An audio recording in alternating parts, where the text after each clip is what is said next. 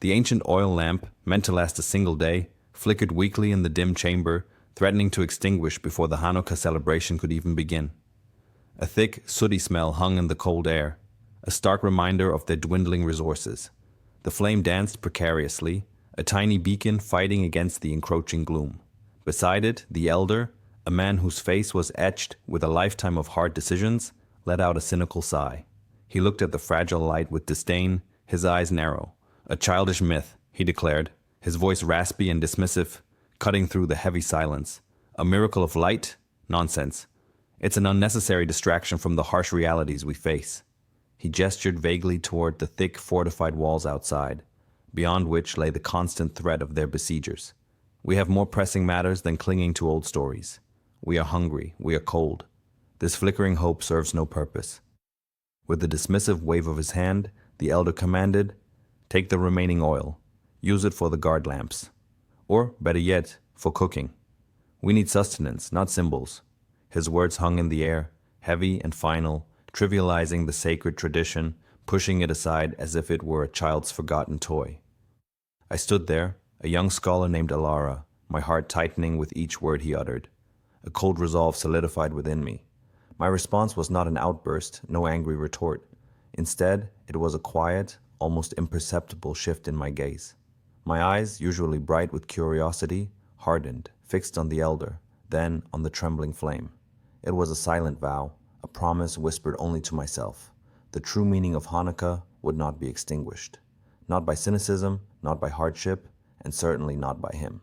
Just as the elder finished his pragmatic instructions, detailing how the precious oil should be divided, a faint, almost imperceptible tremor ran through the ground beneath our feet. It was so subtle that most of the others, preoccupied with the elder's words and their own anxieties, didn't even notice. But I felt it. A shiver traced its way up my spine, a small, unsettling vibration that seemed to confirm the universe itself was reacting. The elder, still focused on his mundane directives, stumbled slightly, a minor physical manifestation of the disruption he had caused. He caught himself quickly, his brow furrowed, but the moment was there. A whispered thought echoed in my mind. Some truths refused to be ignored. It was a tiny crack in his facade of unwavering control, a fleeting glimpse of vulnerability in his otherwise rigid demeanor. Ignoring the elder's continued instructions to dismantle the lamp, I moved slowly, deliberately. My fingers, usually quick to turn the pages of ancient texts, now moved with a profound slowness. I carefully placed a single unlit wick into the nearly empty lamp. It was a silent act of defiance, a quiet rebellion against the practicality that threatened to suffocate our spirit. The air in the chamber crackled with an unspoken tension, a sense that this simple act, this placement of an unlit wick, held a profound yet unrevealed power. The tiny unlit wick sat in the almost dry cruse, a testament to hope in the face of despair. Before we continue, subscribe to the channel and tell us where you're watching from in the comments. The scene shifted, not in location but in time, peeling back the layers of years to a Judea far less besieged, yet still under the thumb of foreign rule. I remembered a bustling marketplace, a vibrant tapestry of sounds and smells. The air hummed with the chatter of merchants hawking their wares, the gentle bleating of sheep, and the rhythmic clang of a blacksmith's hammer. Children chased each other through the narrow alleys, their laughter echoing against the ancient stone walls. It was a place where tradition was woven into the very fabric of daily life, where every festival, every Sabbath, every prayer was a thread connecting us to generations past. The community was close-knit, bound by shared customs and a common hope for freedom. Life wasn't easy, but there was a rhythm to it, a comforting predictability that made the foreign occupation almost fade into the background some days. My own childhood was steeped in this rich environment. From a young age, I was drawn to the synagogue, not just for the communal prayers, but for the quiet hours spent poring over the ancient scriptures. While other children played, I would sit, tracing the elegant curves of Hebrew letters, trying to decipher the deeper meanings hidden within their forms. My intellectual curiosity was boundless, a hunger to understand the universe through the lens of our sacred texts. I dreamed of uncovering hidden wisdom, of finding new interpretations that would illuminate our path. The stories of our ancestors, of miracles and prophets, were not just tales to me. They were living truths, holding keys to understanding our present and guiding our future. It was during these formative years that the elder first entered my life, not as the cynical figure he had become, but as a respected scholar, a pillar of our community. He was a man of immense learning, his mind sharp, his explanations clear and precise. He saw something in my youthful eagerness, a spark of potential, and took me under his wing. He became my mentor, guiding my studies, patiently answering my endless questions, and introducing me to the complexities of rabbinic thought. I looked up to him, admired his wisdom, and initially even his pragmatism. I saw it as a grounded approach, a necessary balance to my own flights of spiritual fancy. He taught me the importance of practical application, of how faith must inform action in the real world. He was a beacon of knowledge, and I, a devoted student, absorbed every word. But even then, beneath the surface of his benevolence, there was a subtle current of skepticism, a reliance on tangible evidence that always bordered on doubt. I mistook it for wisdom, a mature understanding that tempered idealism. I believed he was simply teaching me to be discerning. Over the years, however, these subtle differences in our beliefs began to widen, like fault lines in the earth. My unwavering faith in profound spiritual truths, in the unseen hand of the divine, grew stronger with each text I studied. For me, the miracles of our past were not just historical events, but eternal principles, constantly at work. The elder, on the other hand, seemed to lean more and more on earthly solutions, on human ingenuity and tangible resources. He valued what could be seen, touched, and measured. This growing divergence, this subtle shift in our perspectives, created an unspoken tension between us. It was a slow, almost imperceptible drift, but it was there, setting the stage for the deep conflict that would eventually erupt, culminating in that grim moment with the flickering lamp. The subtle currents of skepticism in the elder grew stronger over time, slowly eroding the trust and deep respect I once held for him. It wasn't a sudden break, but a series of small, almost imperceptible cracks that appeared over years. I remember moments, clear as day, when he would subtly undermine my spiritual insights, dismissing them with a wave of his hand or a condescending smile. He'd call them youthful idealism or flights of fancy, always prioritizing what he called practical concerns over sacred observances. One Hanukkah, during a time of particular scarcity, he suggested we skip the traditional fast, arguing that our bodies needed strength more than our souls needed penance. He said it was a pragmatic choice, but I saw it as a disregard for a deeply ingrained tradition, a dismissal of the spiritual discipline that brought us closer to the divine. His words felt like a cold stone placed directly on my heart. Another time, during a public reading of the Torah, I offered an interpretation of a passage, connecting it to a contemporary struggle we faced, highlighting the resilience of faith. He listened, then publicly commended my enthusiasm, but quickly pivoted to a more mundane, literal explanation, effectively nullifying my spiritual point. It felt like a public reprimand, a subtle humiliation that chipped away at my confidence. His tendency to manipulate communal decisions for his perceived greater good became more pronounced as the years went on. He'd often present his own opinions as the only logical path, subtly pressuring others to agree, especially when it came to matters he deemed realistic. Deeply held beliefs, spiritual practices that had sustained us for generations, often took a backseat to his pragmatic solutions. I recall a specific instance where I had interpreted a prophecy, a cryptic passage from an ancient text, suggesting that our current hardships were a test of faith and that perseverance would lead to an unexpected deliverance. My interpretation wasn't a call for inaction, but a plea for continued spiritual devotion. The elder, however, scoffed. He publicly ridiculed my reading, calling it superstitious nonsense that diverted attention from the real work of securing our physical survival. He twisted my words, making it seem as though I advocated for idleness.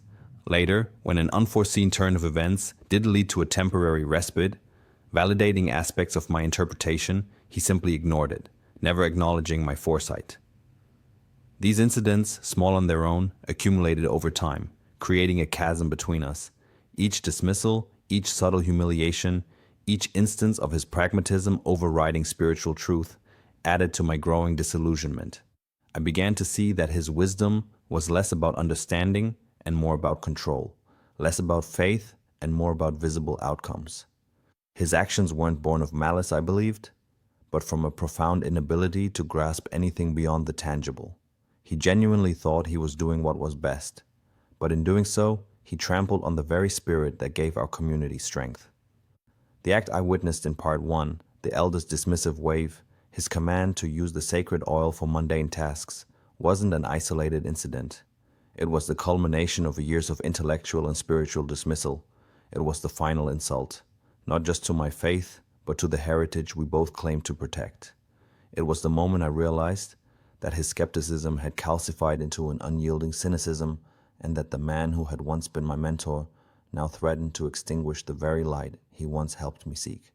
His actions that day were not just about a lamp, they were about the soul of our community, and the persistent, quiet voice of faith that he had tried to silence for too long. The days under siege bled into weeks, each one heavier than the last.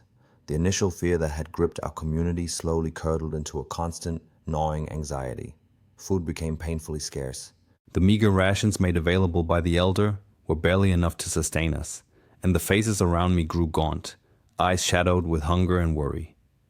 Morale, once buoyed by prayer and communal gatherings, plummeted. The laughter of children, once a comforting sound, was replaced by hushed whispers and the mournful cries of infants. The air itself felt thick with despair, a suffocating blanket that pressed down on us all. Every sunset brought a fresh wave of dread. Every sunrise, a grim reminder of our unchanging predicament. The tension between me and the elder, which had simmered for so long, now boiled over into open conflict. Our discussions, once veiled in polite disagreement, became heated arguments in front of others.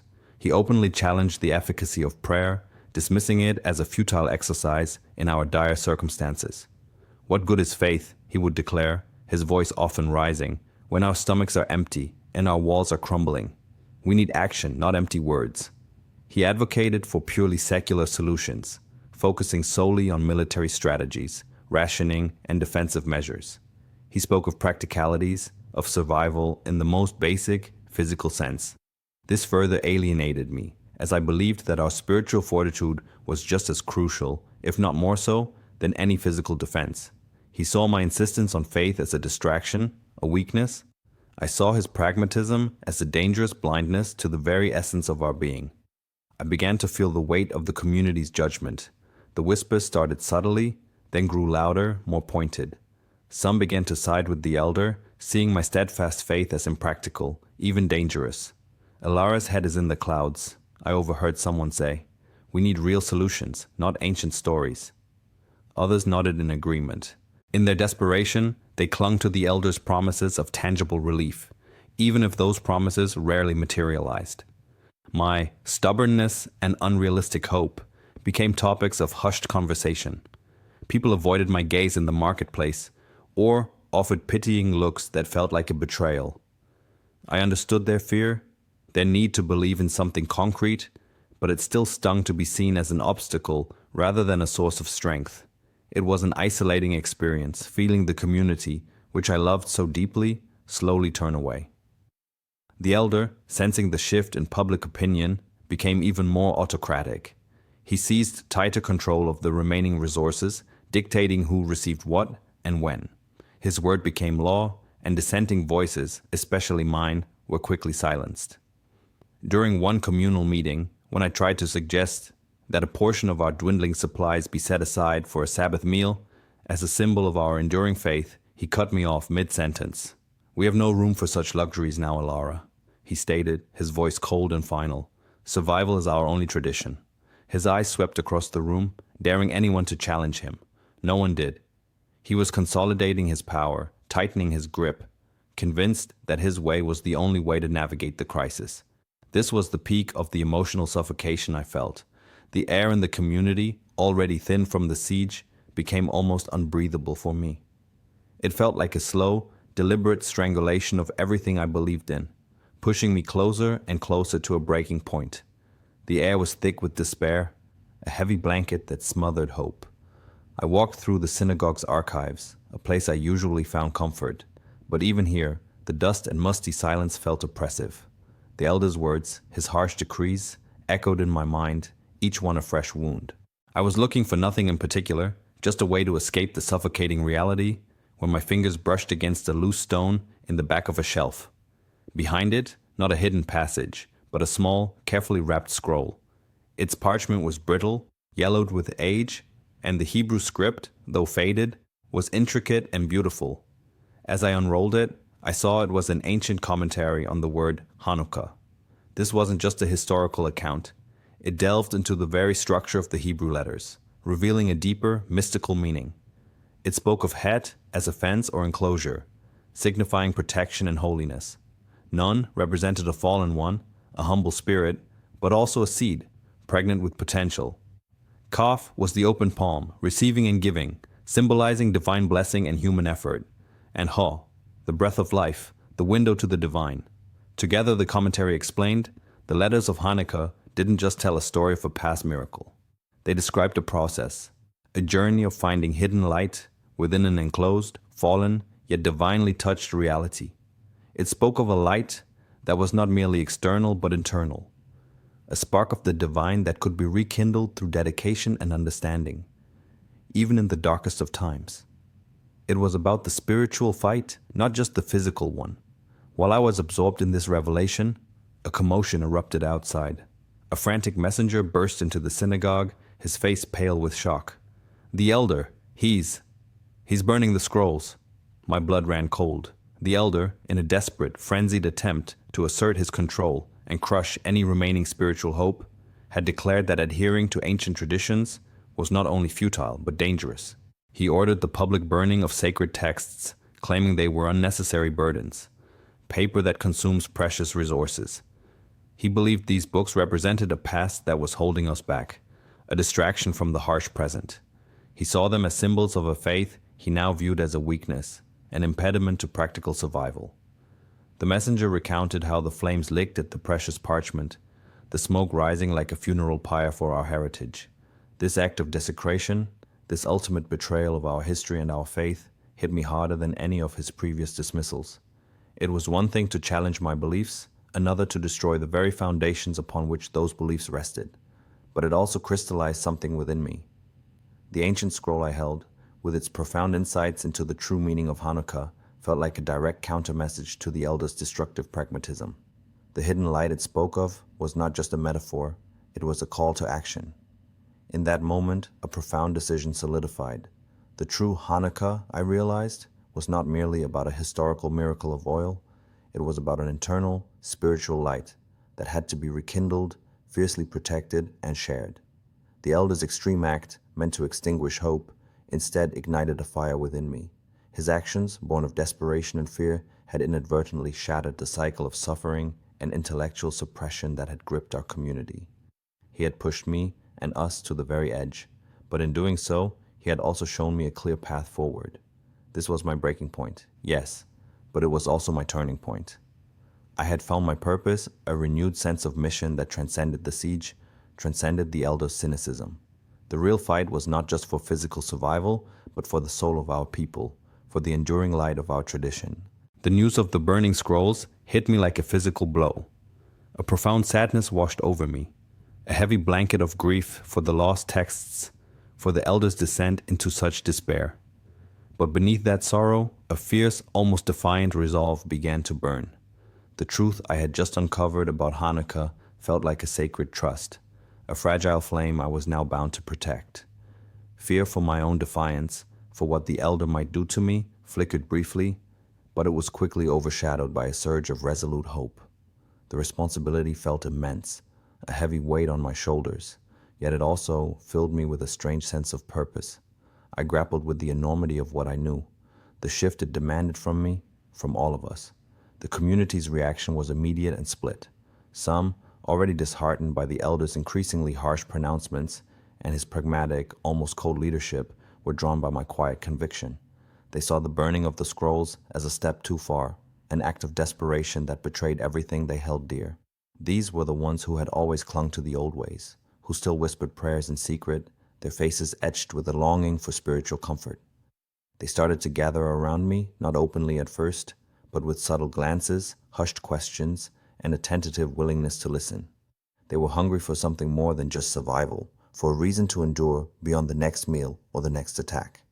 Others, however, openly condemned what they saw as my radicalism.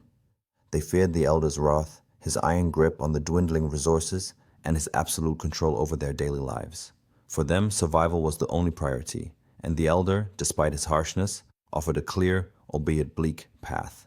They clung to his pragmatic leadership, believing that in such desperate times, only tangible solutions mattered. Whispers followed me through the narrow streets. She's lost her mind. She's challenging the elder. Her faith will get us all killed. The weight of their judgment was almost as heavy as the elder's actions, a constant pressure to conform, to give in to the prevailing despair. The societal structures of ancient Judea played a huge role in how these alliances formed and how enmities deepened. There was a deep, ingrained respect for elders, a reverence for their wisdom and experience. To challenge an elder, especially one as powerful and formally respected as him, was almost unthinkable. It went against generations of tradition, against the very fabric of our community. Yet, there was also a profound longing for spiritual guidance, a yearning for the sacred that the elder's pragmatism could no longer satisfy. This internal conflict within the community mirrored the larger struggle for our very soul. People were torn between the safety of obedience and the desperate need for renewed faith.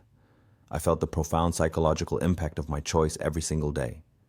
The isolation from the elder, who had once been my mentor, my guide, was a sharp, constant ache. It was a loneliness born of profound disagreement, a severing of ties that had once been strong. But then there was the burgeoning connection with those who still yearned for faith, for meaning beyond the siege. Their hopeful eyes, their quiet questions, their tentative trust became my lifeline. The burden of carrying the true meaning of Hanukkah, of keeping its spiritual flame alive, fell squarely on my shoulders. It was a heavy weight, yes, but it was also a source of incredible strength. I knew, with a certainty that transcended fear, that this was the path I had to follow, no matter the cost. The hidden light of Hanukkah was not just a story, it was our very essence, and I would fight to keep it burning. Guided by the insights from the ancient scroll, I began to teach the hidden meanings of Hanukkah to my small growing group of followers. We met in secret, in the quiet corners of crumbling buildings, sharing whispers of hope and rekindling the embers of faith. It wasn't just about the historical event anymore, not just the miracle of the oil that burned. It was about a continuous spiritual journey, a way of finding light in the darkest times, even when the world outside was falling apart. I explained how the word itself, Hanukkah, held layers of meaning, not just dedication, but also a deeper connection to an internal light, a divine spark within each of us that could never truly be extinguished. We talked about resilience, about holding on to truth when everything else seemed to crumble. We spoke of the Maccabees, not just as warriors, but as symbols of spiritual courage, fighting not just for land, but for the right to believe, to worship, to keep their traditions alive. My followers, once hesitant, became eager students. They shared what little food they had, they guarded our meetings, and they helped me protect the ancient scroll, understanding its immense value. We became a small, determined community within a community, finding strength in our shared belief and the deeper understanding of our heritage. Meanwhile, the elder, isolated by his own cynicism and the growing support for what he called my dangerous ideas, watched from a distance. He saw the small group around me, saw the light in their eyes, a light he had tried so hard to dim. He saw the flickering oil lamp, the very one he had dismissed as a childish myth, now tended by me and my followers. We kept it lit, a small, defiant flame in the encroaching darkness. And then, something happened that defied all his pragmatic logic. That single, meager oil lamp, meant to last just a day, continued to burn. Day after day, it flickered, a steady beacon of hope. For 8 days, it burned. 8 days. It wasn't a trick. It wasn't a hallucination. Everyone in the community, even those who sided with the elder, saw it. His pragmatism, his unwavering belief in only what was tangible, was utterly shattered by this undeniable evidence of faith. He had no explanation. The scientific, logical mind he prided himself on had nothing to offer. He became a solitary figure, his authority eroded not by force, but by the quiet persistence of a single flame. He was left humbled and alone, his once powerful voice now barely a whisper in the wind. The silence that followed him was heavy, a stark contrast to the quiet, hopeful chatter that now surrounded my group.